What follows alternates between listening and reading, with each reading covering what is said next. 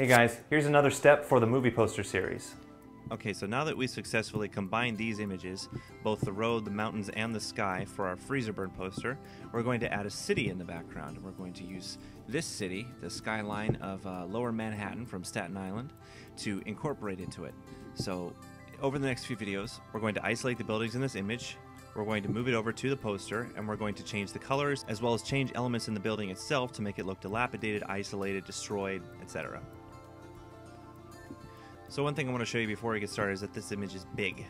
Very, very big. If I go to actual pixels, it's huge. You get immense amount of detail. And that's a good thing, because the more detailed images you have in your final poster, the better. So I'm going to press Fit on Screen, and we're going to get started.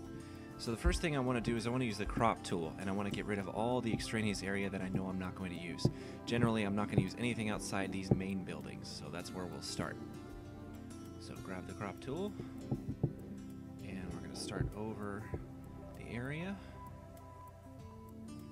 I'll pretty much end right there. Let's get rid of the water because there's no water line in this. And then let's move this over so there's no extra space. And that'll do. Now we press enter, and there you go, our image is cropped. Let's get fit screen so it'll fit entirely.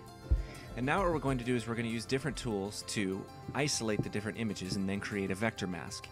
A vector mask is basically an area of your image that you are choosing to isolate. And you can take that image and we're going to add it to our poster. But the big difference is that if I want to make changes to the image itself in my poster, I can, and they aren't permanent. So the first thing I'm going to do is I'm going to use the shape tool. And all I'm going to do is cover up these different buildings with the shapes.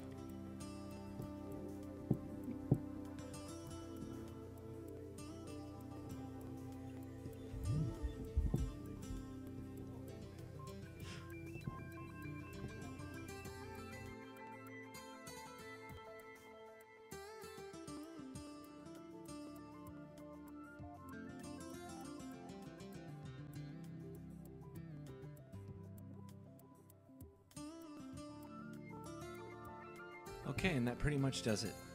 Now one thing I want to do if I'm going to create a mask is make my background image a layer. So I'm going to right click and click Layer from Background, and we'll call it Cityscape. Press OK. Now that I've done that, I want to create a vector mask.